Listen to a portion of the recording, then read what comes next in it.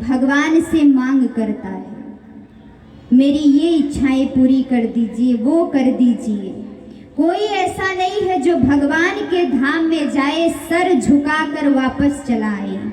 जो भी जाता है भगवान से कुछ न कुछ मांग कर आता है, और मांगता ही नहीं है, देने की बात भी रखता है।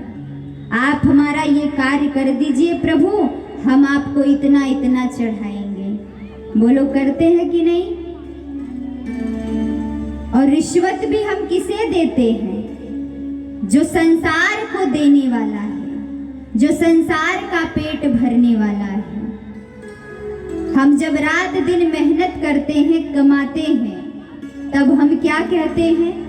बहुत मेहनत किया, ये बड़े मेहनत के पैसे मिले हैं। लेकिन देने वाला कौन है? वो परमात्मा है। कभी आप ऐसा कहते हो कि भगवान ने दिया है? किसी ने एक बात सत्य कही है कलयुग के मानव के लिए कि नथुनी दीन यार ने तो सुमिरन बारंबार, और नाक दीन करतार ने बाको दियो बिसराए। अगर आपका कोई चाहने वाला है, कोई प्रेमी है, आपको उपहार में एक नथुनी लाकर दे दे, तो आप पूरे गांव में घूम के बताओगे, अरे देखो हमको उपहार मिला, किसने दिया?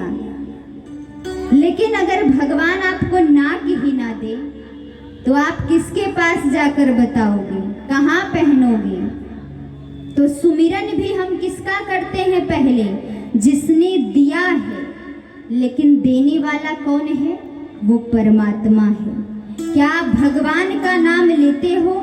कि भगवान अगर आपके शरीर में कान ना देते, नाक ना देते, और ये जो मुख दिए हैं, इसीलिए भगवान कलयुग के मानव के विषय में जानते थे। इसीलिए तो 2 आंखें दिए, क्यों?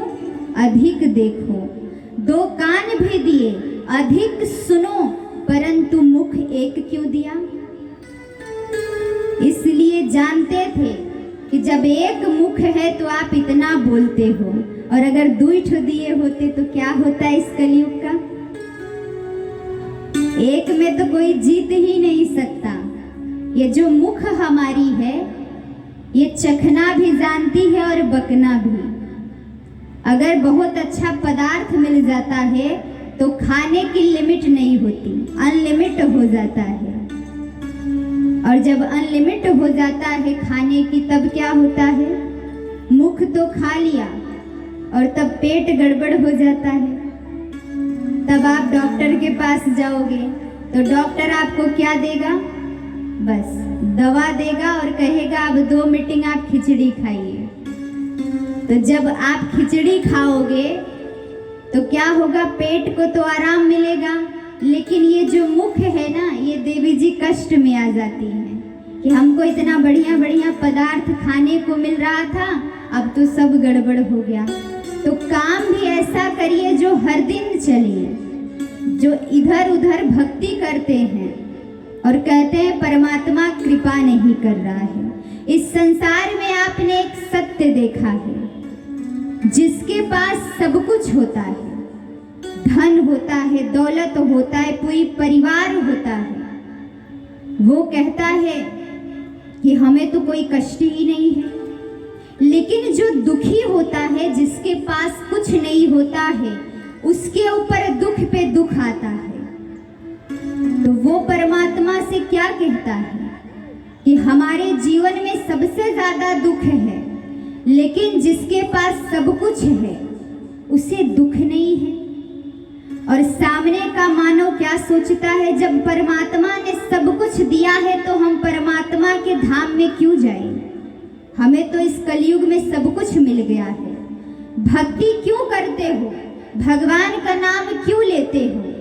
कलयुग के मानव भगवान का नाम इसीलिए लेते हैं कि हमें सब कुछ प्राप्त हो। और जो पहले से मिला है तो भगवान का नाम नहीं लेते। क्या कहते हैं? समय नहीं है। लेकिन जो आपके कर्म में एक जन्म में आपने अच्छा कार्य किया है, इसीलिए आप सुखी हो।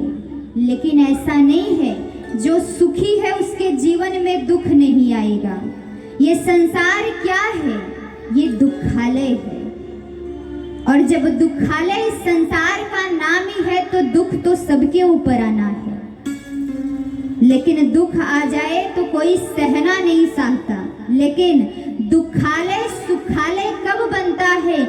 जो दुख में भी सुखी रहे, प्रसन्न रहे, मुस्कुराता रहे, तो उसके दुख में भी सुख आ जाता है। सुख ऐसे नहीं आता, सुख को लाने के लिए दुख को सहना पड़ता है। कल गुरु जी ने आप लोगों को